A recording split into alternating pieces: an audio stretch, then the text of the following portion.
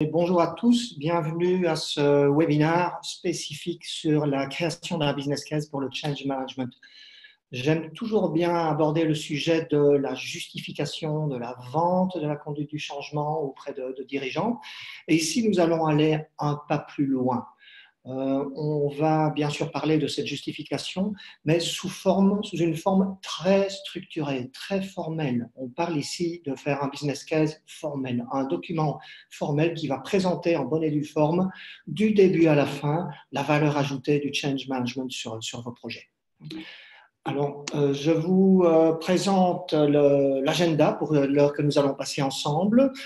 Tout d'abord, on va définir ensemble ce qu'on entend par business case. Et je vais vous présenter une définition structurée en 4 éléments et je vais vous montrer comment le change management, comment ces éléments vont se connecter au change management.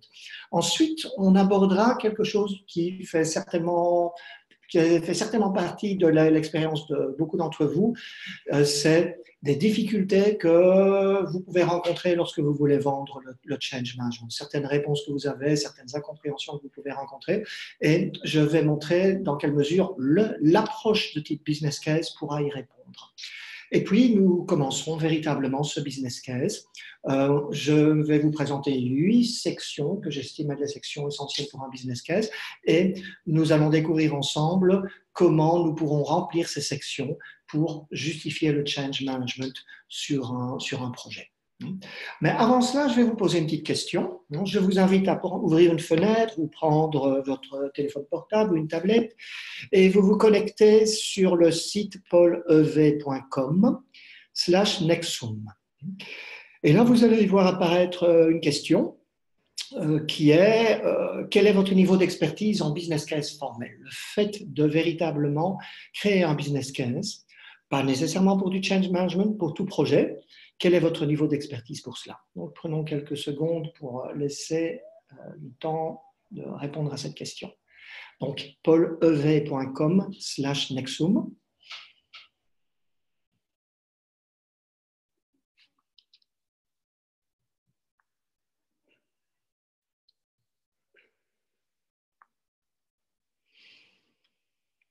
Voilà.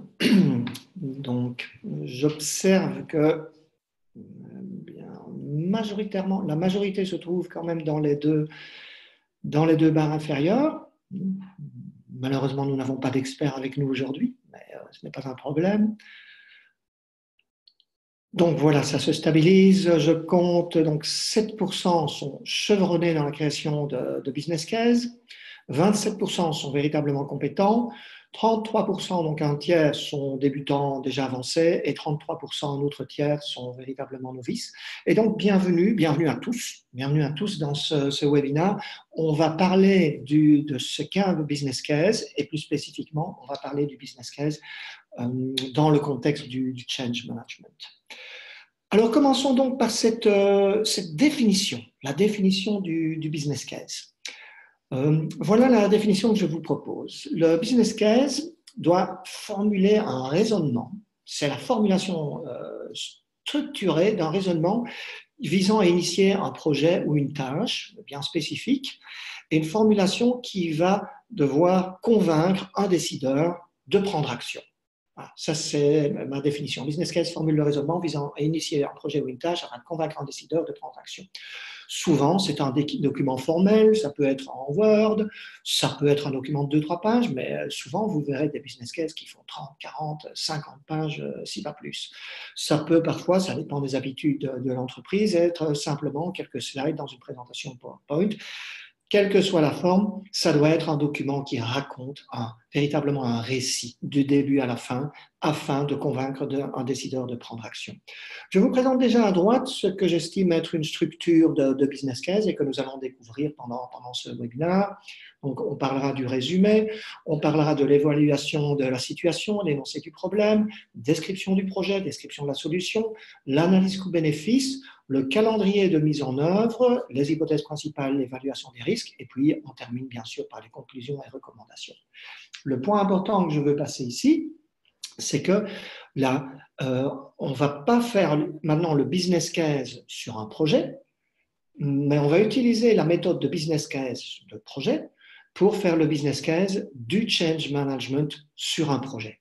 Et cette nuance est très importante, je le répéterai à différents moments. Donc, vous avez peut-être un projet qui consiste à mettre en place SAP ou d'organiser un développement.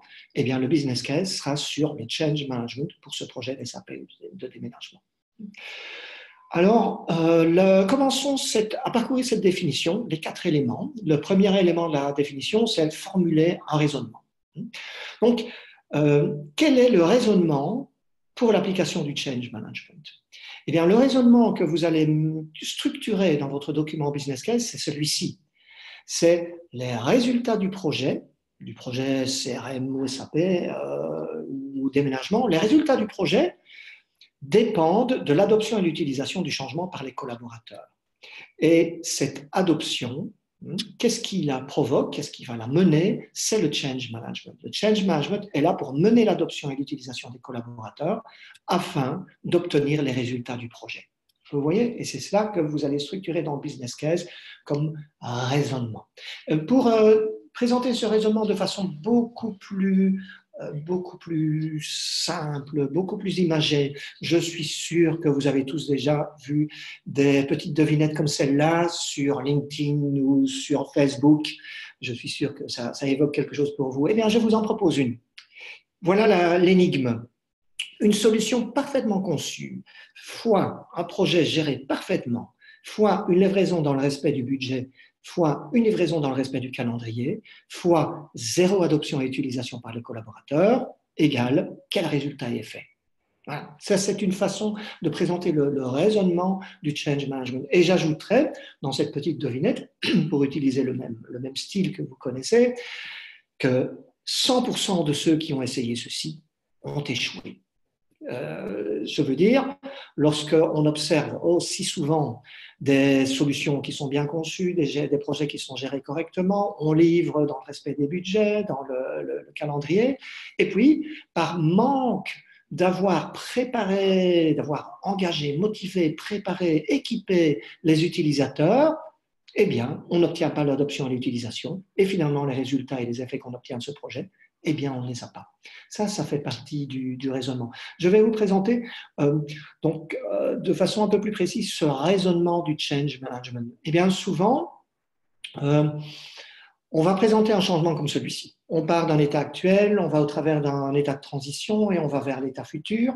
C'est ce que j'appelle la vue à 10 000 pieds d'altitude. C'est une vue de changement organisationnel.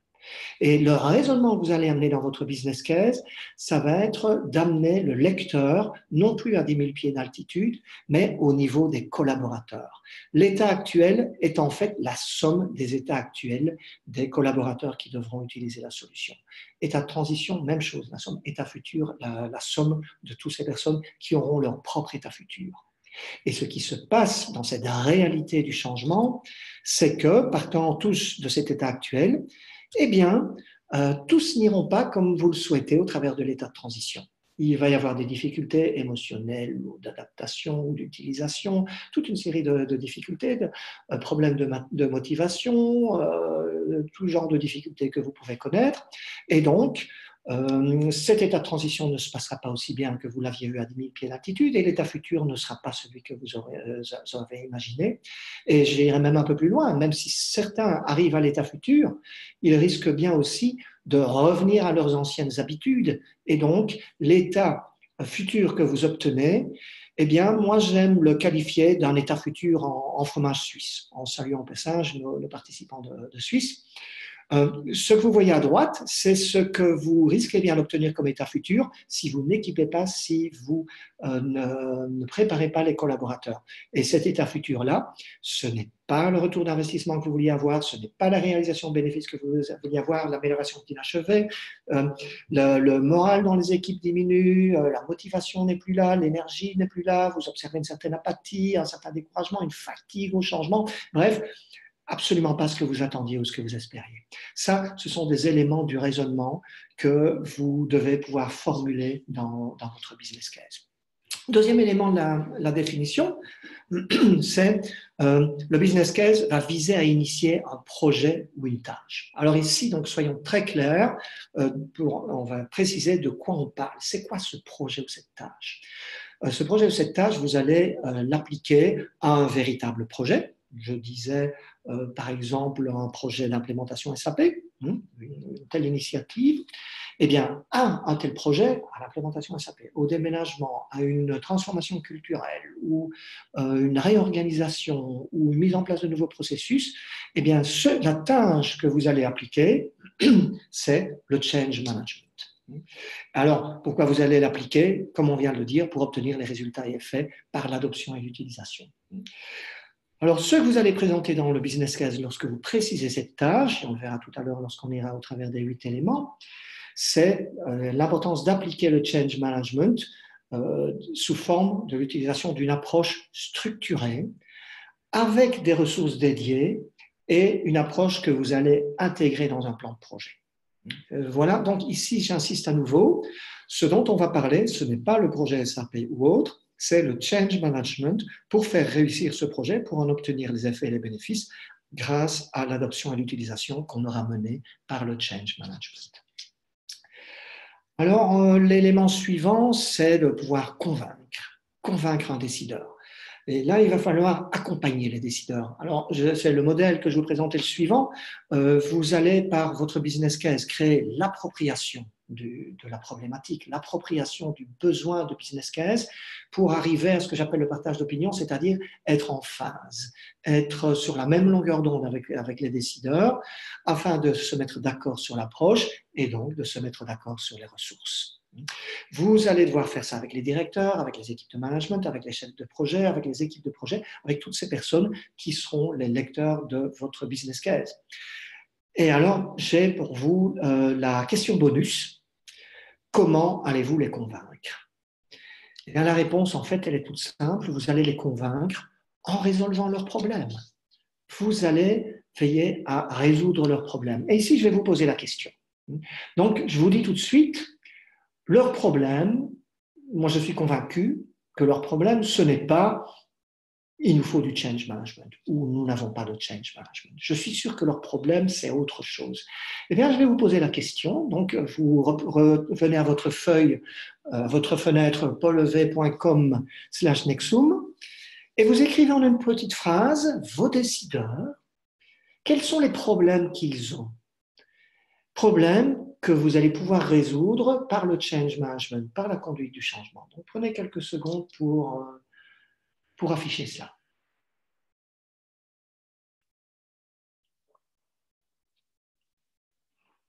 Comme je disais, je ne pense pas que leur problème, ça va être besoin de change management. Je lis rentabilité. Oui, résolument, ils ont certainement des inquiétudes de rentabilité, d'adhésion des équipes, d'assurer la continuité de l'activité, la motivation du personnel, la profitabilité, bien sûr.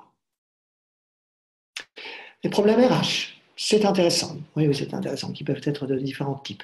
L'utilisation de la solution, bien sûr. Le retour sur investissement, return on investment. Ça, en effet, on va en parler pas mal lorsqu'on va décrire le conduit du business case. On abordera la question du return on investment, le retour sur investissement. Problème qu'ont vos décideurs, la compréhension de la raison d'être des changements.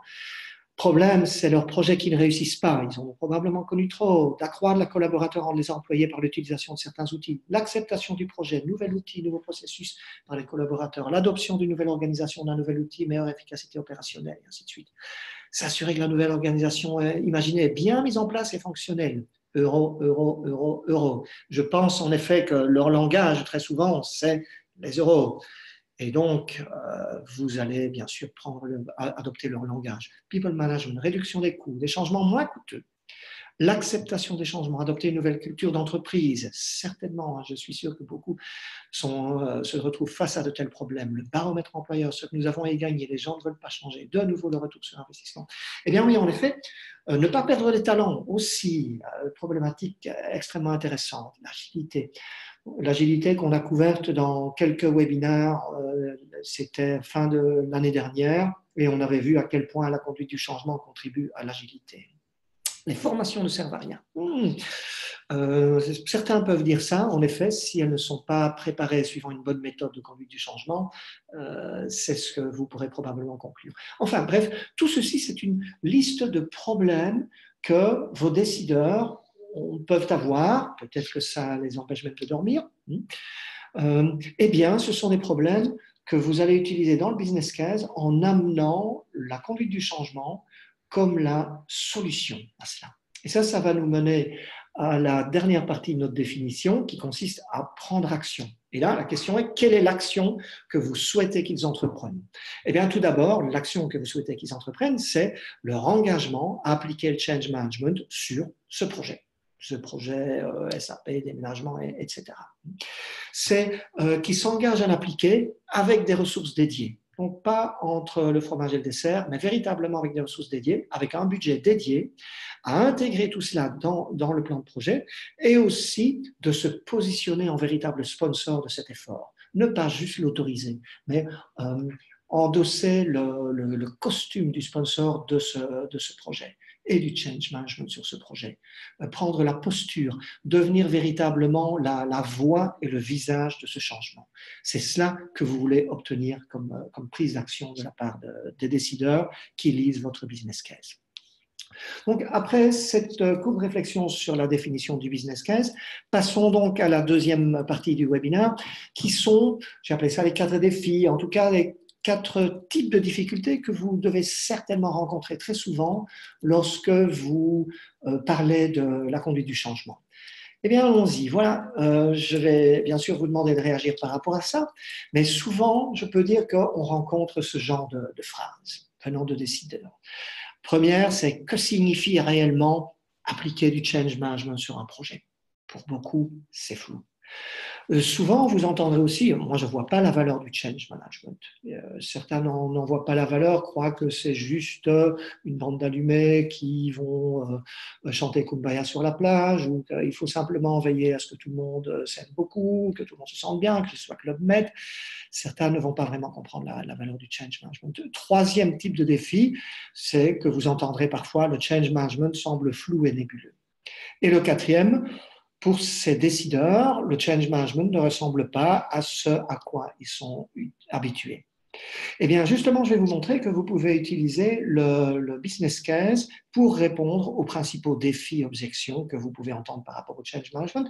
Mais avant ça, je vais me tourner vers vous, je vais vous poser la question. Pour ces 4 types de phrases, j'aimerais savoir pour vous à quelle fréquence vous êtes confronté à chacune d'elles. Donc, pour le premier, est-ce que vous l'entendez jamais, rarement, parfois ou tout le temps? Pour le deuxième, même chose, et ainsi de suite. Donc, mettez 4 petites épingles sur le tableau, une sur chaque ligne.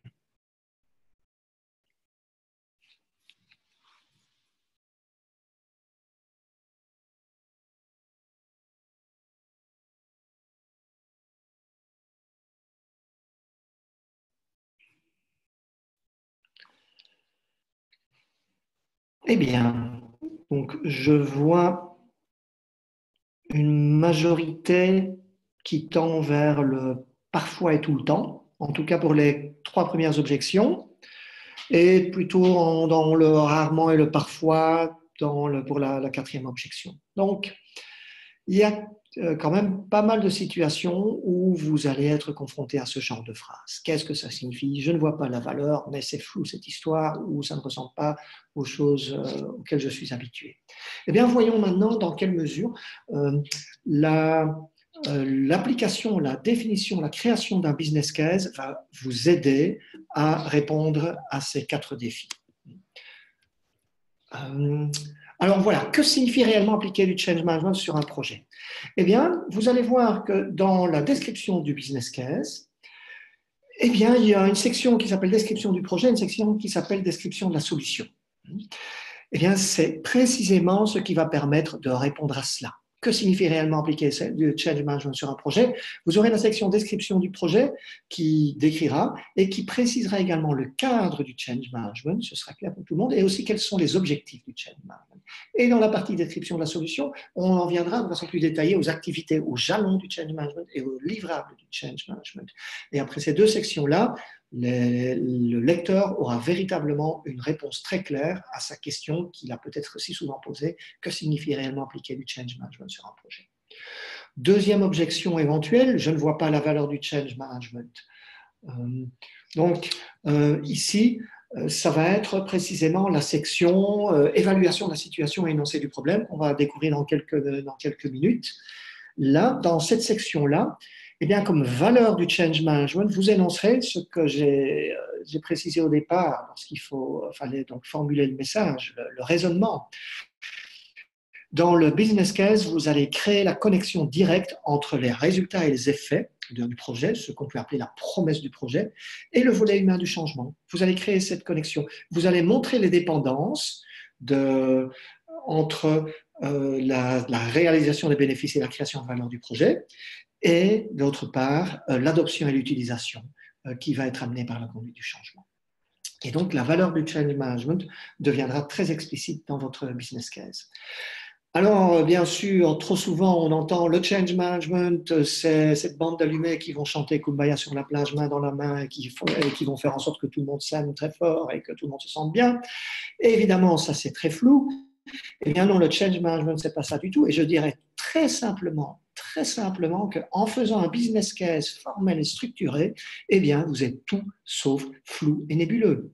Et donc, d'emblée, en faisant ce business case, vous allez couper court à cette mauvaise perception que certains ont sur le change management. Donc, vous allez gagner en crédibilité grâce à cette présentation formelle et structurée du bien fondé de l'approche. On passe maintenant au quatrième défi que vous pouvez rencontrer, c'est le change management. Je ne suis pas vraiment habitué à ce genre de notion, pas clair pour moi, je ne vois pas très bien de quoi il s'agit, je n'ai pas eu ça dans mon éducation, ma formation. Eh bien, la réponse à cela, ça va justement être par essence, par un business case, parce que si ils ne sont pas tout à fait familiarisés au concept de change management, eh bien moi je peux vous dire qu'ils sont tout à fait familiarisés au concept de business case et au contenu d'un business case. Tous les éléments tels que description, un cadre, les objectifs, les activités, les jalons, le timing du projet, l'analyse coût-bénéfice, l'analyse des risques, tout ça, ils sont habitués à l'appréhender, ils sont habitués à jongler avec ça. Et donc, ce que vous allez faire grâce au business case, vous allez présenter tout cela dans ce langage auquel ils sont habitués. Je me réfère ici à cette merveilleuse citation de Nelson Mandela, qui est que si vous parlez à un homme dans une langue qu'il comprend, certes, vous allez lui parler à sa tête, mais si vous lui parlez dans sa propre langue, eh bien, dans ce cas-là, le message atteindra son cœur, c'est-à-dire qu'il sera beaucoup plus profond. Donc, vous allez utiliser dans ce business case leur propre langage, et ce sera donc quelque chose qu'ils sont habitués de lire.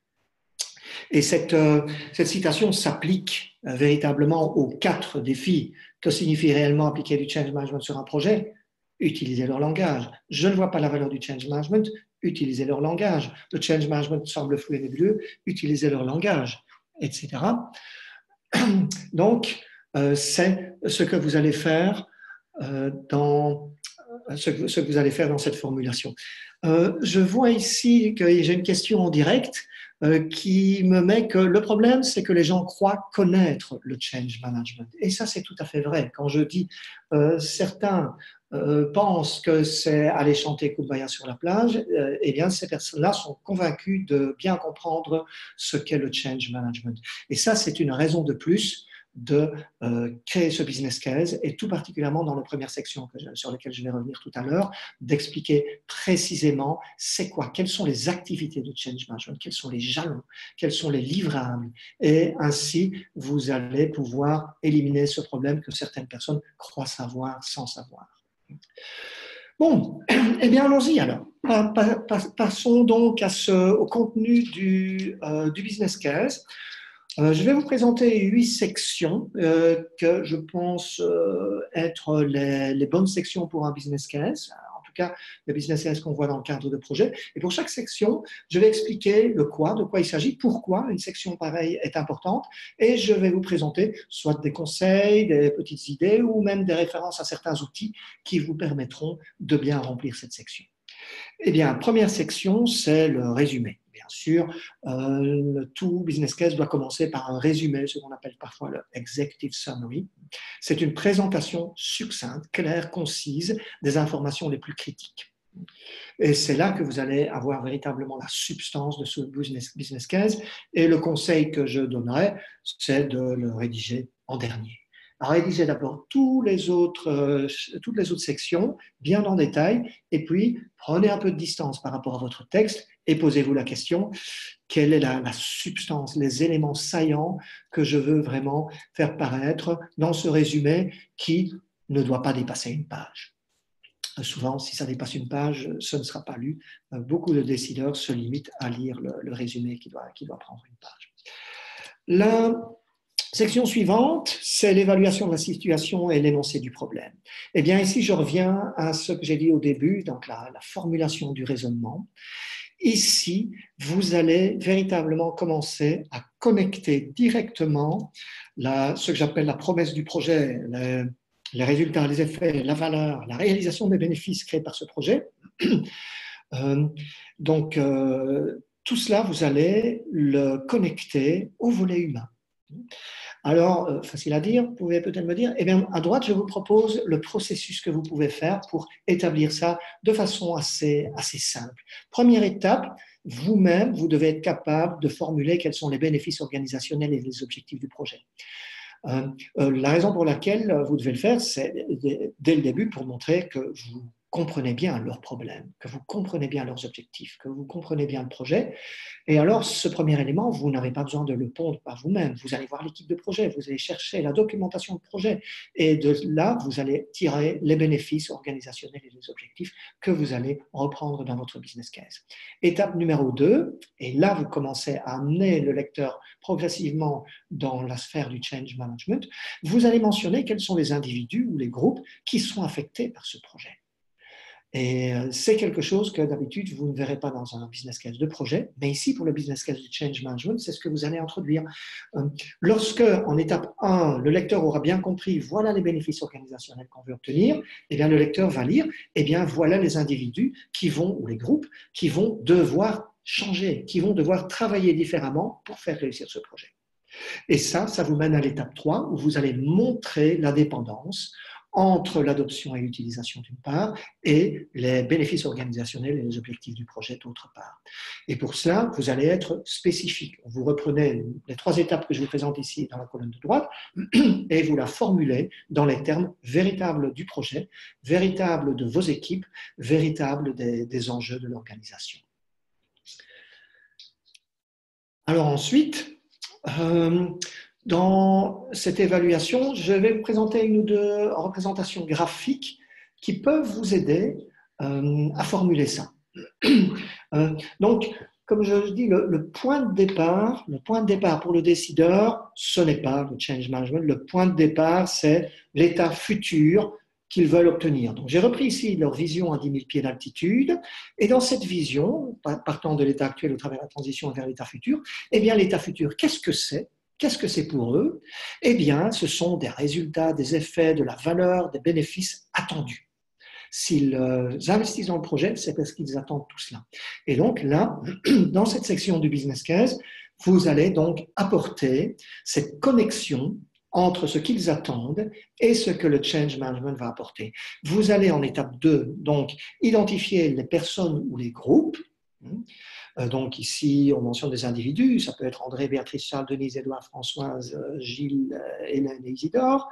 Et tous ces individus vont constituer l'état futur. L'état futur à 10 000 pieds d'altitude n'est rien d'autre que la somme de ces états futurs individuels. Donc, pour obtenir l'état futur au niveau organisationnel, les résultats, les effets, la valeur et le bénéfice, eh bien, tous ces individus devront changer.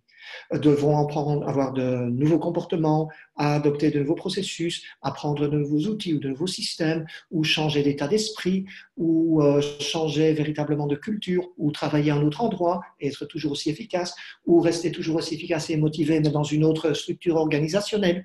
Tout ça, ce sont les comportements que vous allez identifier et qui sont nécessaires pour atteindre l'état futur. Alors à ce stade-ci, je vais vous poser une petite question, un petit quiz.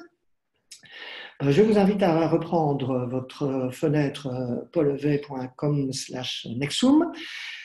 Et dans cette section que nous venons d'aborder, à savoir l'évaluation de la situation et l'énoncé du problème, à votre avis, combien de fois devons-nous mentionner le terme conduite du changement ou change management ou gestion du changement?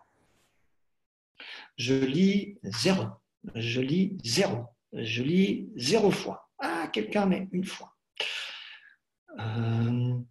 0, 5, 0, aucun, jamais. Oui, eh bien je vois que majoritairement, je pense avoir bien fait passer mon message.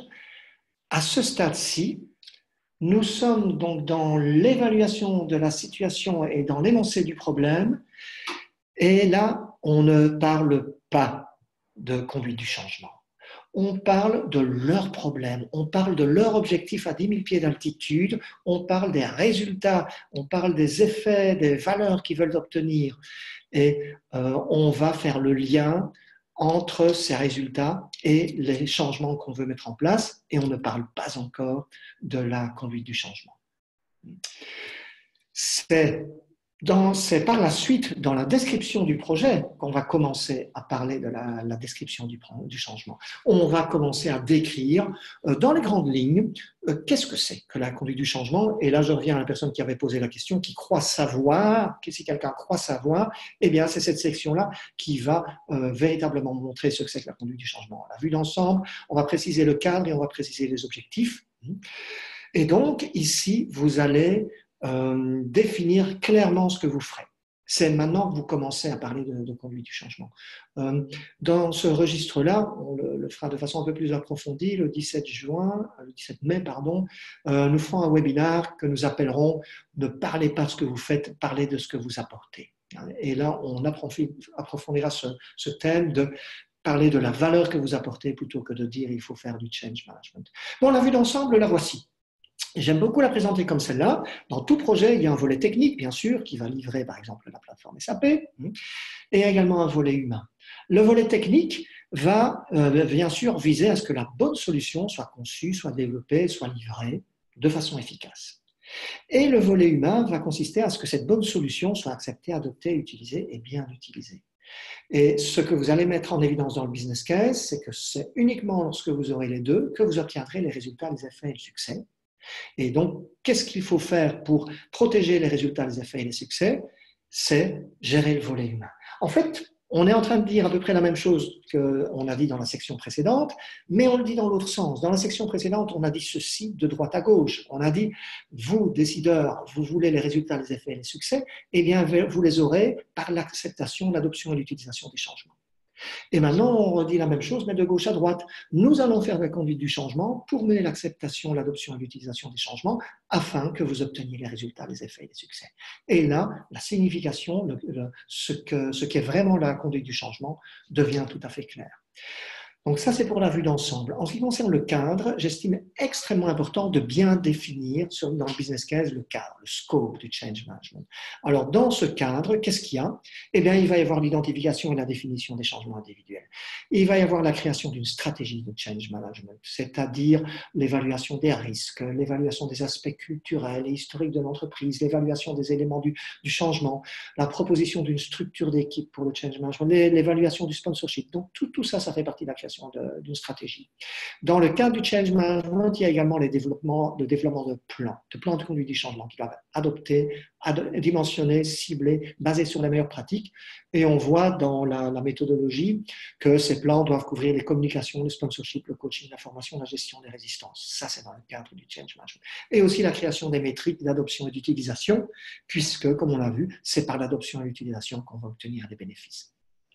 Pour moi, extrêmement important aussi de mentionner ce qui est hors du cadre. Il faut toujours le faire, et tout particulièrement dans ce cas-ci, peut-être que certains d'entre vous ont déjà eu la situation face à une équipe de projet qui peut être très méfiante s'ils croient que vous arrivez pour leur prendre du travail, pour empiéter sur leur territoire.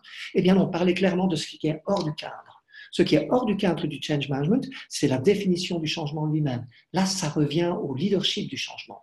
Les dirigeants qui doivent bien montrer vers où on va et quels sont les changements à mettre en place. Et également, la création de la solution technique, là, il en ressort du projet lui-même. Et le change management ne va pas s'immiscer là-dedans. Donc, pour ceux qui sont habitués à la méthode, ici je me réfère au PCT avec la définition du changement qui est pour la partie leadership, sponsorship, création de la solution technique qui est plutôt du côté project management, et ce qui est dans le cadre du change management qu'on vient de voir, c'est bien sûr le coin inférieur droit du PCT. Donc, ça, c'était donc vue d'ensemble et le cadre. Alors, en termes d'objectifs, eh bien, dans votre business case, vous allez décrire les objectifs de la conduite du changement.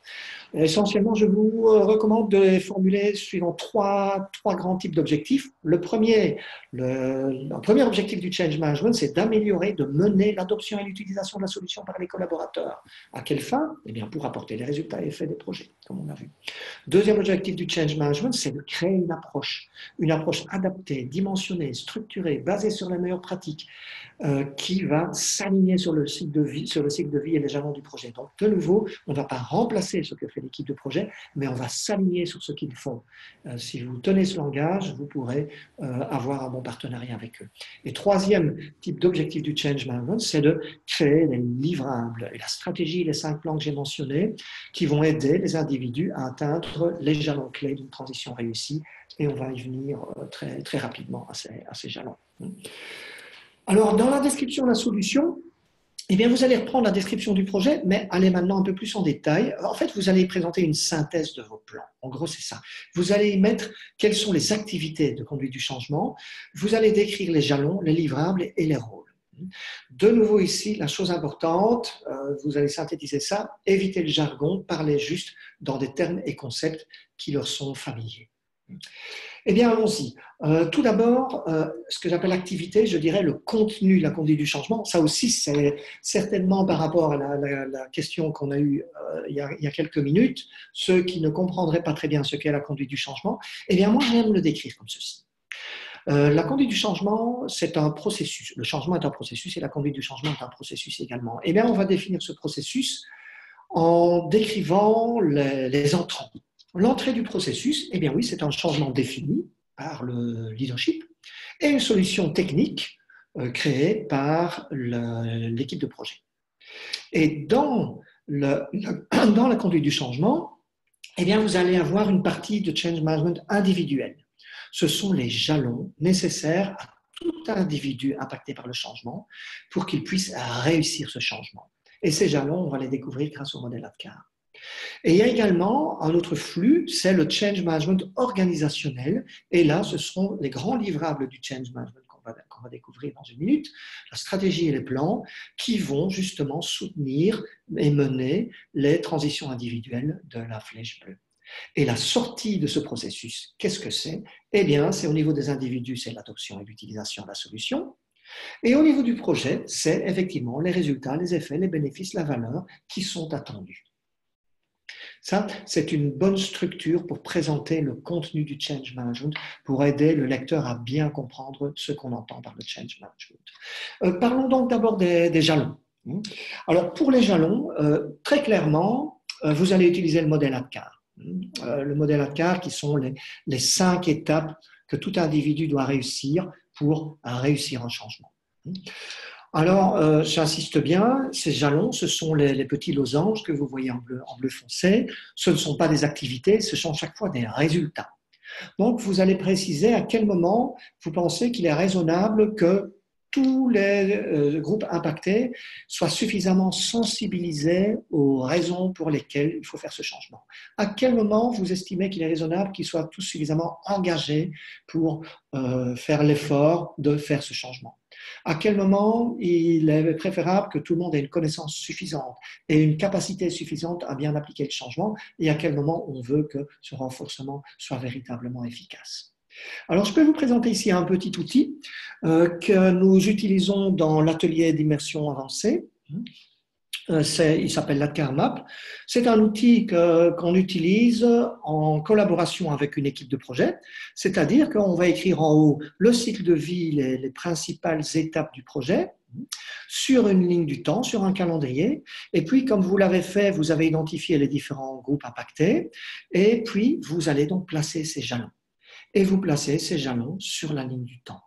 Et vous pouvez faire ça pour les différents groupes et vous avez le positionnement des différents jalons. Et ça vous permet dans votre business case de présenter de façon très structurée et très visuelle et très crédible les différents jalons qui vont constituer le change management sur ce projet. Parlons maintenant des livrables. En rapport avec les jalons. Les livrables, ce sont en effet les livrables qui vont mener ces jalons. On va les structurer sur les 3 grandes phases de conduite du changement. En première phase, le premier livrable, ce sera cette stratégie de change management et également une évaluation de la disposition au changement au niveau de l'organisation et au niveau de toutes les strates managériales. En deuxième phase, les livrables, eh bien, ce seront les plans de conduite du changement, communication, sponsorship, coaching, formation et gestion des résistances. Et également, je considère que c'est un livrable important, c'est l'intégration de tous ces plans dans le plan d'ensemble du projet.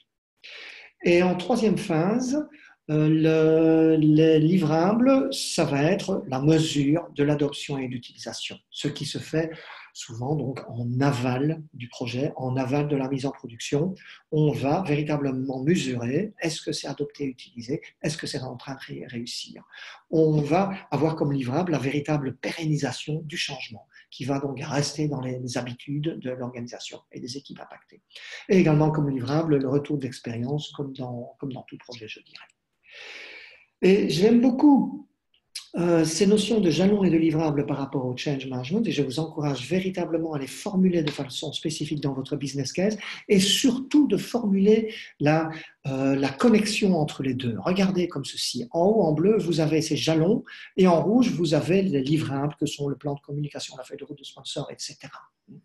Et c'est ainsi que vous démontrez ce que fait le change management. Vous avez démontré par les jalons que les populations impactées doivent être sensibilisées aux raisons du changement. Eh bien, vous présentez les livrables qui vont amener ça. Le plan de communication, la feuille de route du sponsor, le plan coaching, le plan de gestion des résistances vont contribuer à cela. Et ainsi de suite. Et vous pouvez même, ce qui se fait souvent dans l'expression d'un business case, c'est présenter un certain niveau de planning relativement élevé. Vous pouvez donc présenter vos plans sous forme de 5 sections qui vont amener les 5 jalons du change management. Et ainsi, dans votre business case, vous avez un certain niveau de planning qui aide véritablement à comprendre ce que vous allez faire en termes de change management pour votre projet. Et le dernier élément de description de la solution, ça va être les rôles. Alors, pourquoi je suggère de parler des rôles? Parce que je m'adresse peut-être aussi à ceux qui croiraient savoir ce qu'est le change management, par exemple en croyant qu'il suffit de mettre un change manager et tout se fera. Eh bien non, il s'agit de mettre en évidence que faire réussir le change management pour tel projet, eh bien ce n'est pas uniquement basé sur les épaules d'un change manager. Il y a tout un écosystème. Bien sûr, dans l'écosystème, il y a les collaborateurs qui vont adopter et utiliser la solution. Et ça, comme on l'a dit, ça se fait au niveau individuel. Mais pour mener toutes ces activités de conduite du changement, ce qui va être inclus dans les livrables qu'on vient de mentionner, ça va être le rôle des sponsors, des directeurs, des cadres supérieurs. Et là, vous pouvez mettre en avant le modèle ABC, je vais vous dire par là, mettre en évidence que les directeurs sont actifs et visibles, bâtiront une coalition et communiqueront directement avec les collaborateurs. Les managers intermédiaires, vous allez présenter également le rôle clé en insistant sur l'importance pour eux d'être des communicateurs, d'agir comme liaison entre leur équipe et le projet, d'être des ambassadeurs du changement, de gérer les résistances et de coacher les collaborateurs. Et vous allez également décrire les rôles de facilitation du change management, y compris avec l'équipe de projet et d'autres experts, experts en communication, experts en formation, etc. Donc vous allez décrire tous les rôles. Voilà, quand on a vu ici le contenu du change management, les jalons, les livrables, les rôles, maintenant je me tourne vers vous et de nouveau, on va faire un petit sondage. La question que je vous pose, c'est vous sentez-vous confiant Sur base de ceci, en votre aptitude à définir la conduite du changement dans le contexte spécifique de votre projet dans votre entreprise, en termes d'activité, de jalons et de livrables. Donc, vous mettez ça sur une échelle de 1 à 5. 1, c'est je ne suis pas confiant du tout de mon aptitude à le faire. Et 5, je suis extrêmement confiant.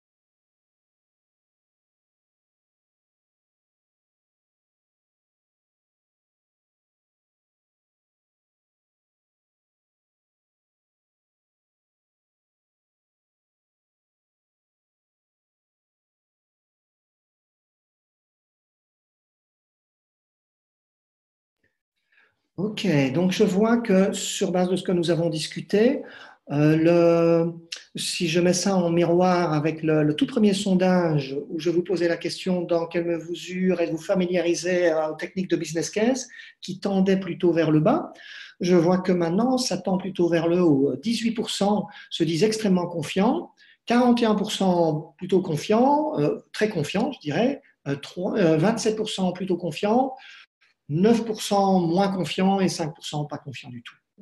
Voilà plus ou moins où nous en sommes.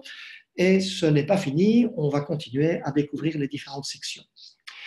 Section suivante, elle est particulièrement importante, c'est l'analyse coût-bénéfice. Alors ici, clairement, il y a différentes façons de le faire et pour moi, il y a beaucoup de mauvaises façons de le faire. Je connais beaucoup de situations où des personnes sont arrivées devant des décideurs en disant il nous faut des ressources en change management et la réponse a tout simplement été non. Ce que vous devez faire, c'est démontrer que les bénéfices sont supérieurs aux coûts. Eh bien, c'est comme ça quand on fait un business case de tout projet, bien sûr. Et comme ça, vous allez pouvoir rendre la décision facile. Il y a moyen de rendre cette décision facile, faire en sorte que ça devienne inconcevable pour le décideur de laisser filer un tel projet en avant sans avoir investi dans la conduite du changement, que le décideur sache bien qu'il ne veut pas prendre ce risque. Donc, vous allez bien sûr vous focaliser sur la livraison des résultats et des effets souhaités. J'aime toujours bien commencer par le point de départ, c'est les données financières du projet lui-même. Je veux dire les montants d'investissement du projet. Et également le retour attendu, ce qu'on appelle très souvent donc, en jargon le Net Present Value, le NPV, qui est la valeur que le projet va ajouter. C'est un terme que vous verrez très souvent dans des business cases financiers de projet. Donc, vous pouvez avoir par exemple un projet qui a un investissement de 25 millions d'euros et qui aura un net present value de 36 millions d'euros pour les 4 prochaines années. Donc, commencez par mettre cela sur papier sur votre business case. Ce sera le point de départ du raisonnement. Et alors, à partir de ce moment-là, vous allez pouvoir parler des coûts et des bénéfices du change management. Quand vous parlez du NPV, en fait, vous commencez à parler de ce que vous allez protéger par la conduite du changement. Alors, on va parler des coûts. Alors, il n'y a pas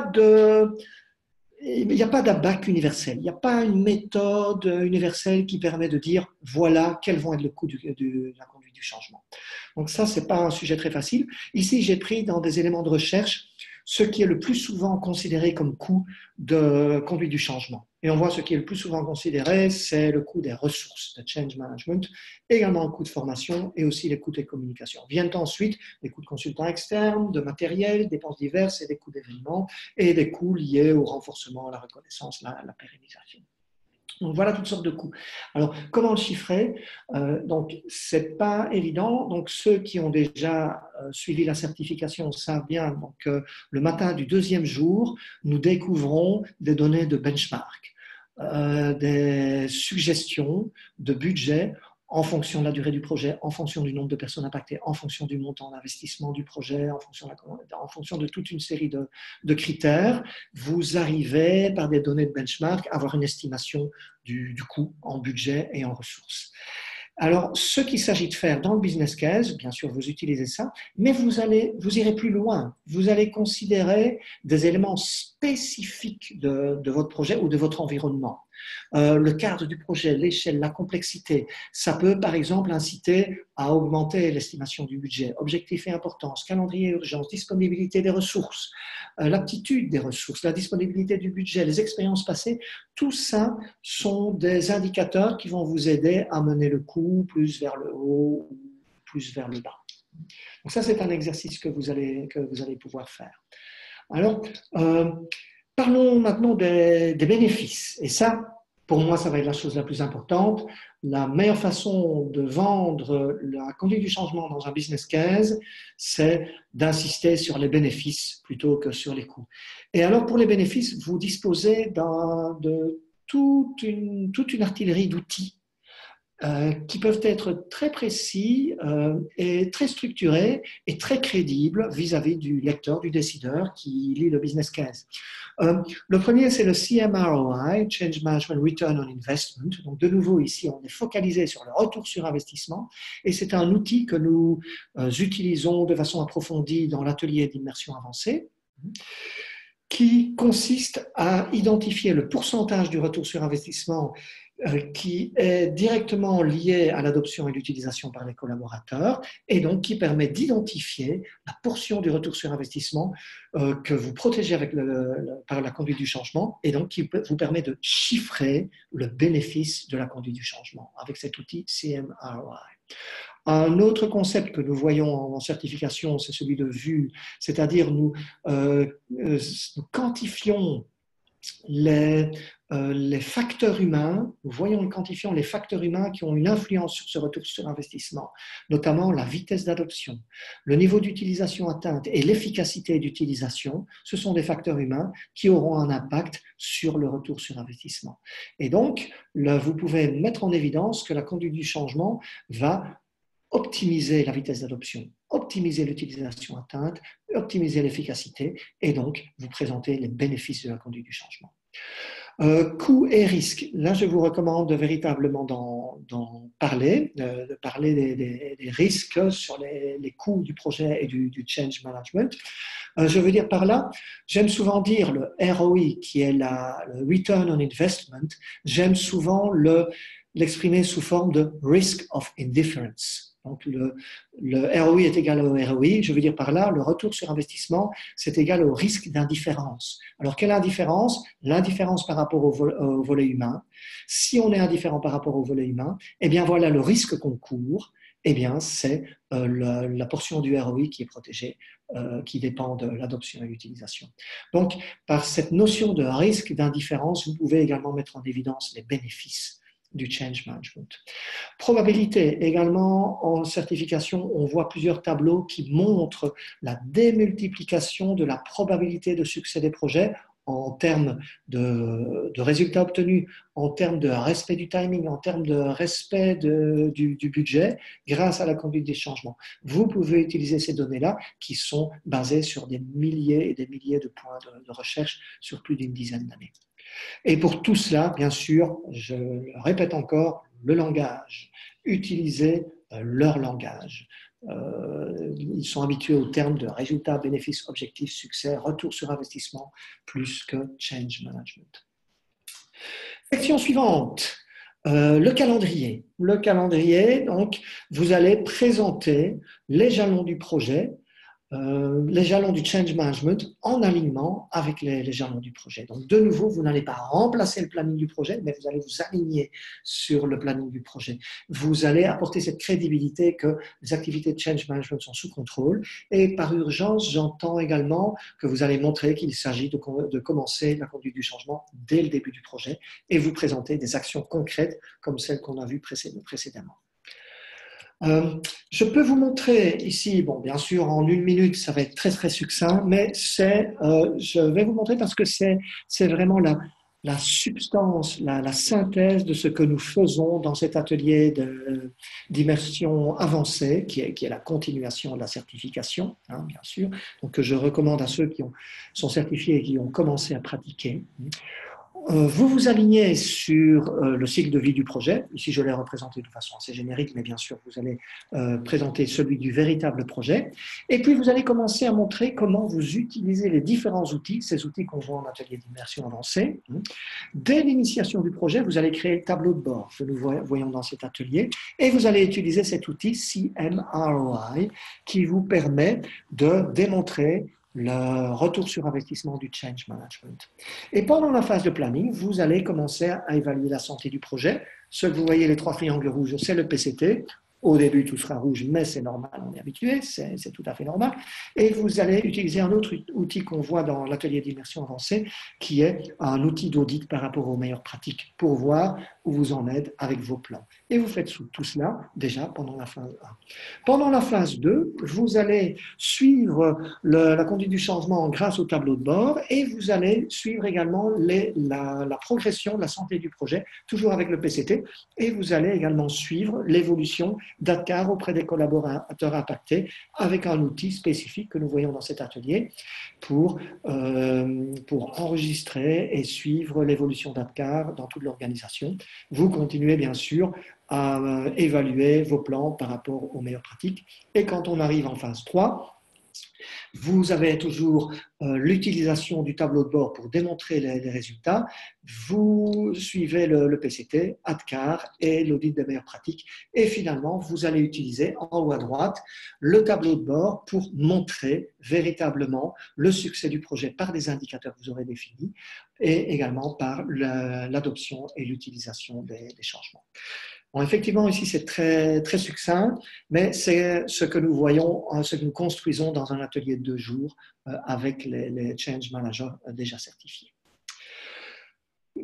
Ensuite, l'avant-dernière section, c'est vos hypothèses principales, l'évaluation des risques.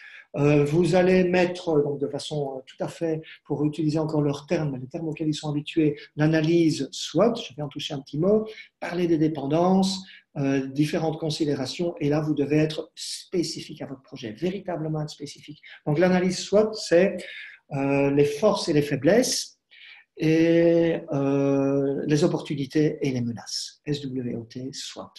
Vous allez également identifier toutes les dépendances. Alors, qu'allez-vous utiliser pour faire cela? Eh bien, vous allez utiliser la liste que vous voyez à droite, mais surtout, vous allez vous écarter de cette liste. Je veux dire, vous n'allez pas rédiger ça comme ça, mais pour chaque point que vous allez lire, vous allez vous dire qu'est-ce que ça veut dire dans mon contexte. Qu'est-ce que ça veut dire pour ce projet? Qu'est-ce que ça veut dire par rapport à tel dirigeant? Qu'est-ce que ça veut dire par rapport à telles équipes, par rapport à la culture de l'entreprise, par rapport aux habitudes? Soyez spécifiques. Et pour chacun des points, vous allez pouvoir rédiger ces éléments, ces considérations que vous allez pouvoir mettre dans votre matrice SWOT. Et ceci nous mène à la dernière section, conclusion et recommandations. Alors là, je dirais, je n'aurais qu'un grand conseil à ce moment-ci, donc soyez limpide, soyez, comment dire, soyez audacieux, soyez fiers, demandez ce que vous devez obtenir. Ce que vous avez fait ici, vous avez très bien évalué la situation, l'énoncé du problème dans leur langage, vous avez bien connecté ce qu'ils souhaitent obtenir, les bénéfices, les effets, la valeur de leur projet, vous l'avez connecté à la conduite du changement, à l'adoption et l'utilisation, vous avez bien décrit ce que c'est que la conduite du changement en termes d'objectifs, en termes de cadre, en termes d'activité, en termes de livrable, en termes de jalons, en termes de rôle, vous avez présenté les coûts et surtout les bénéfices de la conduite du changement. Vous avez montré que vous avez un calendrier en ligne avec le calendrier du projet. Vous avez montré que vous maîtrisez les risques suivant les différentes considérations. Soit vous pouvez maintenant être audacieux et fier et dire voilà les décisions que nous attendons en termes d'autorisation de ressources et de budget. C'est la meilleure façon de l'obtenir. Eh bien voilà, nous avons donc maintenant parcouru en une petite heure toutes ces considérations essentielles sur la construction d'un business case. Maintenant, ce sera à vous, évidemment, de les traduire dans votre propre contexte pour construire un business case véritablement convaincant. Je vais terminer par vous poser cette question. Où vous situez-vous dans votre propre perspective de rédiger un business case pour la conduite du changement? Donc, l'axe horizontal, quelle est votre aptitude? À gauche, faible, à droite, élevé. L'axe vertical, quelle est votre détermination? En bas, faible, en haut, élevé. Donc, prenez quelques secondes pour placer votre épingle à l'endroit le plus approprié en ce qui vous concerne.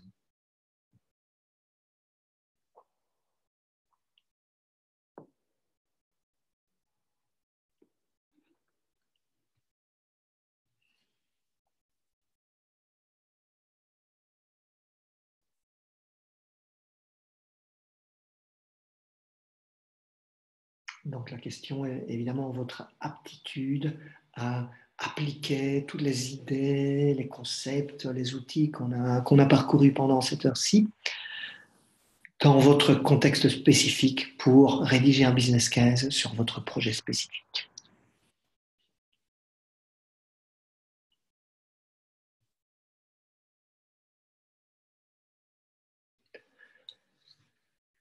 Ok, eh bien je vois que la tendance est particulièrement nette. C'est que à la fois la volonté de rédiger un business case pour la conduite du changement dans votre projet, dans votre environnement est élevée, et en même temps, vous considérez avoir une bonne aptitude à le faire, ce qui pour moi est une excellente nouvelle. Ça peut signifier que la structure qui vous a été présentée ici a beaucoup de chances d'être efficace et productive. Donc, il me reste à vous remercier, bien sûr. Je vous invite, pour tous ceux qui le souhaitent, à entrer votre adresse mail. Ne vous en faites pas, cette adresse n'apparaîtra pas à l'écran. Vous entrez votre adresse mail et ainsi, vous recevrez par retour mail tous les supports que nous avons vus ici et également tous les résultats des sondages. Vous les recevrez ici.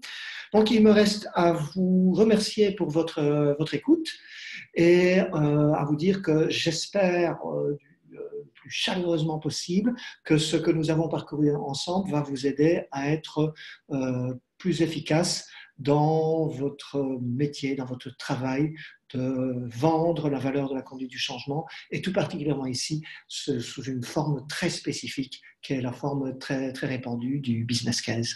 Merci pour votre écoute. Voilà, merci Vincent. Place aux questions et réponses du coup maintenant. Donc, si vous voulez poser vos questions, il est encore temps. Vous pouvez le faire via l'onglet Q&R dans votre fenêtre ou bien via l'onglet Converser. Quelques questions nous sont déjà arrivées donc, pendant la présentation. Combien de temps faut-il, de ton expérience, pour créer un business plan d'un projet moyen? Je suppose que la question était d'un business case. Donc, en effet, question tout à fait appropriée. Soyons concrets. La question est combien de temps faut-il pour créer le business case d'un projet moyen? Eh bien, moi, je peux vous dire que, en tout cas, pour les change managers qui ont suivi la certification, qui maîtrisent les outils et qui, en plus, sont bien connectés au projet, qui connaissent ce projet, qui sont en connexion directe avec l'équipe de projet, eh bien, ça peut aller vite. Pour un projet moyen, ça peut être inférieur à une semaine. Parce que tous les éléments qu'on a parcourus ici, pour la plupart, ce sont des éléments de la certification. Certains viennent de l'atelier d'immersion avancée. Et lorsque vous commencez vos exercices en phase 1, eh bien vous construisez déjà ces éléments-là. Après, il reste quelques éléments de formulation tels qu'on les a vus ici. Et véritablement, en une petite semaine, vous pouvez construire un très bon business case. Un petit peu lié à cette première question, combien de temps faut-il en moyenne pour présenter cela à un codir? Combien de temps donc, très bonne question. Combien de temps faut-il pour le présenter à un codir? Ça va énormément dépendre bien sûr de la maturité en changement dans l'organisation. Ce que je recommande vraiment, je ne recommande pas de présenter tout le contenu à un codir. Ils ne prennent pas suffisamment de temps pour cela. Il faudra être particulièrement synthétique et je pense véritablement en moins d'une heure, il faut pouvoir présenter ces éléments-là. Ce que je recommande vraiment, c'est d'envoyer le document avant le codir. Et comme ça, les participants peuvent avoir lu au départ et ne décrocheront moins facilement et auront déjà préparé leurs questions. Ça vous rendra beaucoup plus efficace. En tout cas, moins d'une heure de temps en codir pour présenter cela. Alors, pour info, pour ceux qui ont déjà fait la certification, le soir du deuxième jour, vous faites une présentation qui tient en 15 minutes et la plupart des participants arrivent à le faire en 15 minutes. Bon, ici, on va plus loin, on présente beaucoup plus d'éléments, pas seulement l'utilisation de la méthode, mais le pourquoi de la méthode. C'est pour ça que je dis qu'il faut prévoir une petite heure. Est-ce qu'il y a un bon moment pour faire le business case du change management? Ah oui, donc bonne question. La question est-ce qu'il y a un bon moment pour faire le business case du change management? Résolument, le bon moment, c'est tout au début du projet. Alors pourquoi? C'est parce que c'est au début du projet que les décisions d'investissement vont se prendre. Le business case du change management doit quasiment être présenté en même temps ou peut-être même intégré avec le business case. Donc le business case du change management doit être présenté en même temps que le business case du projet. Si vous arrivez quelques semaines après ou 2 mois après, eh bien les budgets ont déjà été alloués et tout ça va devenir beaucoup plus difficile. Et c'est également une excellente façon de vous connecter avec l'équipe du projet. Dès l'initiation du projet, vous présentez au projet l'approche, ou comme je l'ai dit tout à l'heure, quels sont les territoires de chacun. Et main dans la main avec le projet, vous allez préparer ce business case. Donc, résolument, c'est au début du projet qu'il faut le faire. Et du coup, assez lié à cette question, si le business case pour le change doit être fait au début du projet, comment est-ce qu'on fait pour détailler des sections comme description du projet, description de la solution, alors que tous les éléments ne sont pas encore nécessairement connus? Oui, bonne question. Comment fait-on dès le début pour décrire cela? Entendons-nous bien, donc j'ai repris les 8 sections importantes d'un business case où il est mis description du projet, mais je vais répéter ici le projet dont on parle dans le business case dont on a parlé ici, c'est le fait d'appliquer le change management. Parce qu'effectivement, dans le business case du projet business, par exemple l'implémentation SAP, eh bien là, il revient à l'équipe de projet de présenter, de décrire quel est le projet. Ici, ce que vous devez décrire, c'est le change management pour le projet. Donc, comme je le disais, vous devez partir des bénéfices. Donc, dès le début, dès l'initiation du projet, je vais prendre l'exemple SAP. Par exemple, il a été décidé de lancer le projet SAP parce qu'on veut diminuer les coûts opérationnels, par exemple, de 15%, imaginons, et parce qu'on veut augmenter la satisfaction client de tel score. Eh bien, lorsque vous allez décrire la tâche qui s'appelle Change Management, vous allez partir de cela. Et donc, au début du projet, c'est connu.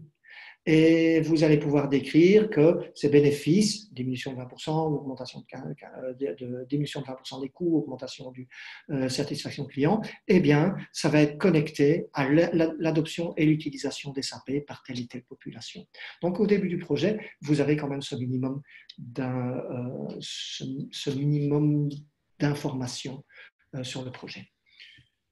Ok, merci. Tout à l'heure, tu as parlé du CMROI. Est-ce que tu peux en dire un petit peu plus?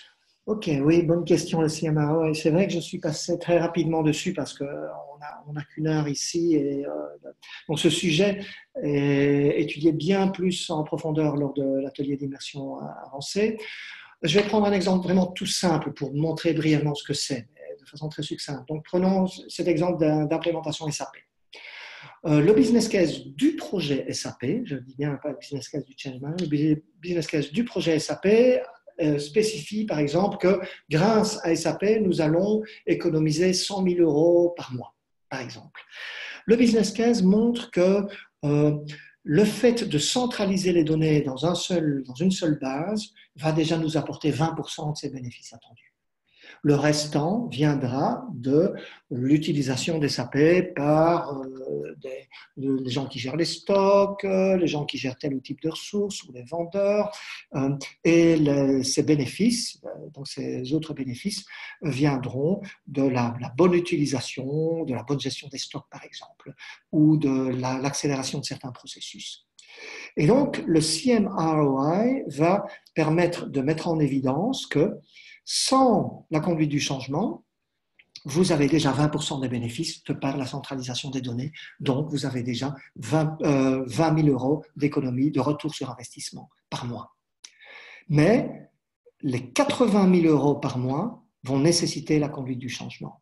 Et donc, le CMROI vous montre, vous quantifie la valeur de la conduite du changement. Dans ce cas, dans cet exemple simple, la valeur de la conduite du changement, elle vaut 80 000 euros par mois.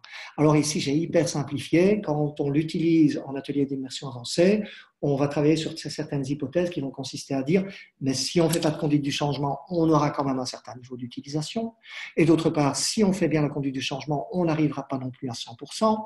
Et donc, on va jouer sur certains paramètres qui vont permettre de présenter de façon plus précise encore la valeur ajoutée de la conduite du changement. En gros, en quelques mots, le CMROI, c'est ça.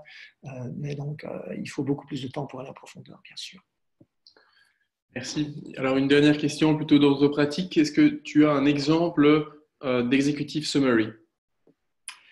Oui, bien sûr, nous avons des exemples d'executive summary et ça me permet peut-être d'arriver à un dernier point qui est, je ne l'ai pas mentionné ici parce que ce webinaire ne se voulait pas trop commercial, mais chez Nexum, nous offrons ce service de vous aider à rédiger, pas seulement l'executive summary, mais la totalité d'un business case. Donc oui, nous avons cela et la suggestion aux personnes qui posent cette question, c'est bien sûr de prendre contact avec nous et nous vous aiderons bien sûr à préparer tout cela.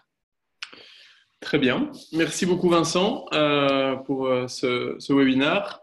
Nous avons un prochain webinaire, je pense, qui est prévu dans quelques semaines, le 17 mai, qui portera… Alors, je pense bien que c'est le 17 mai. Et alors, le titre sera quelque chose comme « Arrêtez de dire ce que vous faites, commencez plutôt à dire ce que vous apportez ». Tout cela dans le contexte, bien sûr, c'est un message que j'adresse aux change managers en général. Arrêtez de dire « nous faisons du change management ». Il y a de nettement meilleures façons de présenter votre valeur ajoutée. Voilà, et donc c'est probablement une petite suite à ce webinaire d'aujourd'hui. Si vous voulez être tenu au courant pour ce webinaire, nous vous invitons à nous suivre sur notre page LinkedIn. Vous avez l'adresse sur la slide qui est affichée à votre écran, puisque nous indiquons tous les événements, mais également tous les webinaires, et nous postons également tous les articles de contenu sur le change que nous rédigeons. Il me reste à vous remercier toutes et tous pour votre participation active pendant ce webinaire et à vous souhaiter un excellent week-end et à très bientôt.